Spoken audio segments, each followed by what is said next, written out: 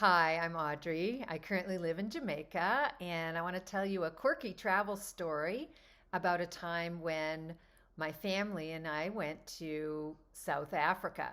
And we had been to Johannesburg and we had visited Soweto, the township. And, my family was kind of done with visiting townships, but I was really into seeing kind of how the local people lived. And so I wanted to see the Cape Flats when we got to Cape Town.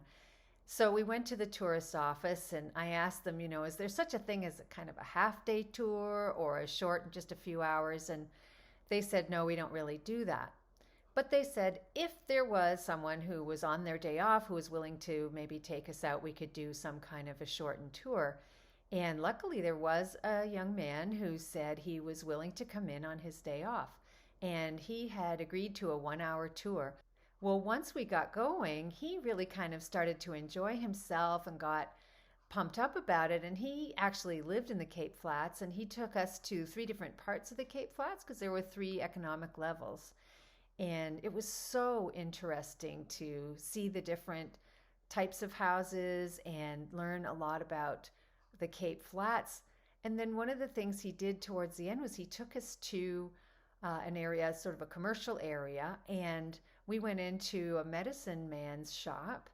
He had been a medicine man, and so had his father and father before him, and so on. And it was really fascinating. I just loved chatting with him about his life, his work, his beliefs. And, in this shop, there were animal parts hanging from the ceiling and, crushed powder of various different potions. And it was really cool.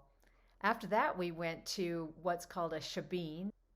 It's a bar. I believe they're illegal, but it's usually, in these typical corrugated tin shacks. And in this one, you could become a member for a day by paying $1, and you could drink all you wanted. And there were clearly some members there who'd been there for a while.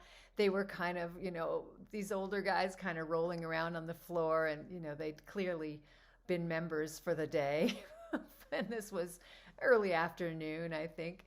And the proprietor brought out one of those Nido cans, and it's, probably yay tall and quite big around, full of this homebrew that she had made. And the foam was probably this big on the top, and it was super bitter. And I'm not a beer drinker, but it was one of those, you're in the situation, you got to go for it. So we passed it around, and it went to all the other members, this same can of beer. So we had a drink. Our kids who were in grade 6 and 8 had a little sip, I think. And it was just one of those crazy, quirky travel moments that you just have to dig in and enjoy. And it was amazing.